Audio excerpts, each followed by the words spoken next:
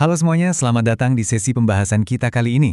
Pernah kepikiran nggak sih, gimana jadinya kalau teori sosiologi dari abad ke-19 bertabrakan langsung sama musik rock alternatif era 90-an? Nah, hari ini kita bakal bedah habis-habisan gimana sebuah mahakarya musik ternyata punya benang merah sama konsep akademis yang umurnya udah seabad lebih. Ini penting banget buat bantu kita mahamin perasaan-perasaan rumit yang sering banget kita rasain di dunia modern sekarang. Yuk, langsung aja kita mulai. Coba deh pikirin sebentar soal hubungan kamu sama ponsel kamu, rutinitas perjalanan kamu setiap hari, dan budaya konsumerisme yang ada di mana-mana sekarang. Pernah nggak sih kamu ngerasa benar-benar kesepian, terisolasi, dan kehilangan arah padahal di sekeliling kamu penuh sama kecanggihan teknologi dan keramaian yang nggak ada habisnya? Bikin sesak kan? Tapi lucunya nih, perasaan hampa di tengah keramaian kayak gini ternyata bukan hal yang baru sama sekali loh. Kayak yang pernah diucapin sama vokalis Radiohead Tom York. Dia ngasih sebuah observasi yang jujur merinding sih dengernya. Katanya, saya cuma ngambil foto Polaroid dari hal-hal di sekitar saya yang bergeraknya terlalu cepat. Kutipan ini tuh nangkep banget perasaan cemas dan rasa takut kita menghadapi dunia modern. Dan kamu tahu nggak, perasaan kewalahan karena dunia yang berputar terlalu cepat ini ternyata udah punya nama akademis dari zaman dulu banget. Bagian 1. Mendefinisikan kondisi anomi. Jadi intinya gini, anomi itu adalah sebuah kondisi sosial di mana nilai-nilai moral, standar, atau panduan hidup seseorang tuh ibaratnya kecabut sampai ke akar-akarnya, alias hancur. Hasilnya, alienasi yang luar biasa dalam. Ini tuh deskripsi paling pas buat ngegambarin perasaan waktu kita ngerasa kehilangan arah, nggak ada norma yang bisa dipegang, dan ngerasa ikatan sosial antara kita sama orang-orang di sekitar tuh bener-bener terputus. Nah, yang bikin ini makin menarik, sosiolog asal Prancis, Émile Durkheim, berhasil melacak asal mula penyakit sosial ini.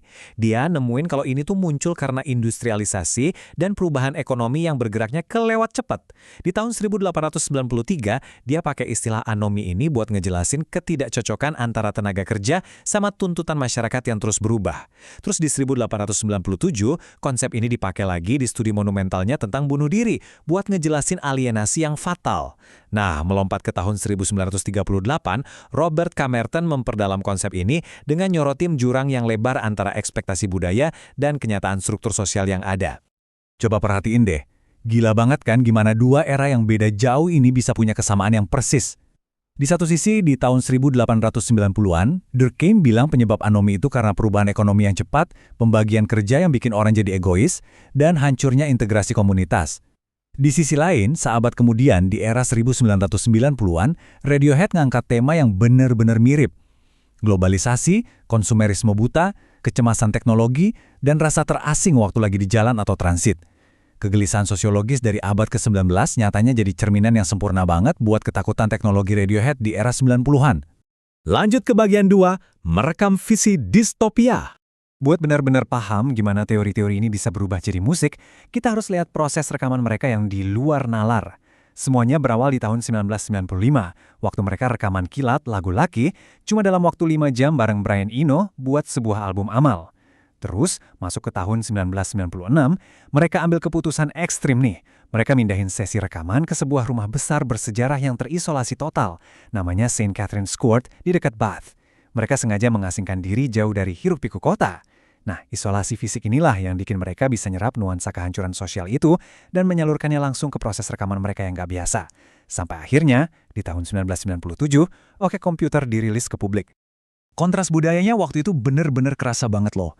Bayangin aja, waktu itu sebagian besar masyarakat Inggris lagi merayakan optimisme gila-gilaan karena kemenangan politik dan diiringi sama hingar-bingar musik Britpop yang serba ceria. Tapi Radiohead, mereka malah milih jalan sebaliknya. Mereka tanpa pandang bulu nyoroting kekosongan di tengah kehidupan modern kita. Gak heran kritikus nyebut peringatan dari Oke Komputer ini kayak hantu banku yang tiba-tiba muncul di tengah pesta. Sebuah peringatan suram kalau keadaan tuh bisa dan bakal jadi lebih buruk. Masuk ke bagian 3, gejala di dalam lagu. Yuk kita bedah lagunya satu-satu. Kita mulai dari Fitter Happier. Lagu ini tuh unik dan agak mengerikan sih sebenarnya. Karena vokalnya diisi sama Fred, suara pembaca teks otomatis dari komputer Macintosh zaman itu. Isinya bukan lirik puetis, tapi cuma deretan slogan gaya hidup tahun 90-an dan jargon-jargon korporat tanpa jiwa. Lagu ini benar-benar nyabut semua unsur kemanusiaan dan nyerahin suaranya ke mesin buat membacain daftar standar kesuksesan modern yang super dangkal. Bahkan, saking kelamnya eksplorasi ini, Tom York sendiri bilang kalau ini adalah karya paling bikin dia sedih dan meresahkan yang pernah dia ciptain. Ada kutipan dari kritikus Tim Footman yang jelek banget soal ini. Dia mendeskripsikan lagunya sebagai perwujudan umat manusia barat modern yang nyaman secara material tapi kosong secara moral dan cuma ditopang oleh obat penenang Prozac. Kutipan ini ngerangkum dengan sangat sempurna ketidakcocokan sosiologis yang udah diperingatin sama Durkheim dari dulu banget. Kelihatannya aja nyaman di luar, tapi dalamnya kosong melompong. Terus, kalau kita dengerin lagu No Surprises, kesan pertamanya tuh kayak dengerin lagu pengantar tidur yang manis banget, dengan aransemen yang terinspirasi dari The Beach Boys sama Louis Armstrong. Tapi jangan tertipu, harmoni yang indah ini ternyata nyimpan kritik tajam soal kehidupan yang gak memuaskan dan jebakan masyarakat. Lirik ini sangat bertolak belakang sama musiknya. Bayangin aja, ada metafora soal hati yang penuh sesak layaknya tempat pembuangan sampah. Ironisnya lagi, lagu dengan emosi yang sangat kelelahan ini berhasil direkam utuh cuma dalam satu kali take. Kalau kita telusuri penjelasan Thom Yorke tentang lagu ini, maknanya jadi makin dalam. Dia bilang kalau ini bermula dari obsesi nggak sehatnya, mikirin mau diapain nih kotak-kotak dan botol plastik yang numpuk. Dia bilang, semua barang ini terkubur, puing-puing kehidupan kita. Begitulah cara saya menghadapi masalah, saya menguburnya. Sampah fisik dari globalisasi nyatanya berubah jadi metafora yang tebel banget soal gimana kita cenderung mengubur emosi dan masalah kita sendiri dalam-dalam. Beralih ke lagu Let Down. Dibalut sama suara gitar yang berlapis-lapis dan piano elektrik, lagu ini direkam jam 3 pagi di sebuah ruang dansa kosong demi dapetin gema alaminya. Liriknya ngebahas ketakutan mendalam saat kita terjebak dalam arus komuter, bergerak cepat tanpa bisa ngendaliin apa-apa. Lagu ini tuh menyuarakan rasa skeptis yang luar biasa terhadap emosi modern yang dipabrikasi. Seolah menampar kita dengan pertanyaan, kenapa sih kita bisa ngerasa begitu terasing padahal kita ngelewatin ribuan orang setiap harinya? Di kutipan ini, Yorke benar-benar tepat sasaran ngebidik inti mutlak dari anomi. Dia bilang, sentimentalitas itu cuma emosional demi terlihat emosional aja.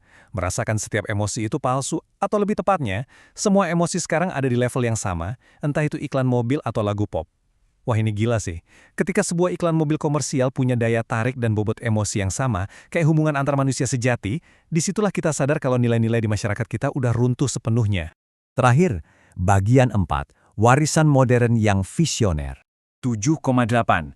Yap, itu adalah angka penjualan album OK Computer di seluruh dunia dalam jutaan kopi. Angka yang supermasif ini ngebuktiin satu hal yang sangat jelas. Perasaan terasing, anomi sosial, dan kecemasan ini bukan cuma kegelisahan minoritas, tapi benar-benar beresonansi di skala global. Album ini tuh bukan cuma sekedar hit komersial semata. Dampaknya benar-benar ngubah arah musik modern. Mereka menangin Best Alternative Music Album di Grammy Awards 1998 dan sukses ngegeser tren musik rock Inggris dari Britpop jadi rock alternatif yang lebih atmosferik. Bahkan, album ini dianugerahi tempat di US Library of Congress National Recording Registry di tahun 2014. Karya ini dipuji habis-habisan karena nyediain wadah pelampiasan artistik yang sangat kita butuhin buat ngadepin kecemasan kolektif kita sama teknologi. Kritikus Steven Hayden merangkumnya dengan indah banget. Dia bilang kalau Radiohead tuh selangkah lebih maju, ngeramalin paranoia, kegilaan yang disetir sama media, dan perasaan selalu terancam oleh kehancuran yang ujung-ujungnya malah jadi ciri khas kehidupan kita di abad ke-21.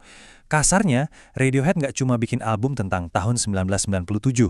Tanpa sengaja mereka nulis soundtrack paling definitif buat kenyataan dunia yang lagi kita tinggali sekarang ini. Yang akhirnya bawa kita ke satu pertanyaan penutup yang nggak bisa kita hindarin nih. Kalau landasan teori sosiologi dari tahun 1893 dan sebuah album rock dari tahun 1997 bisa memprediksi dengan sangat sempurna semua kecemasan modern kita saat ini, apakah itu berarti kita semua, tanpa disadari, masih terjebak dalam kondisi anom yang permanen hari ini?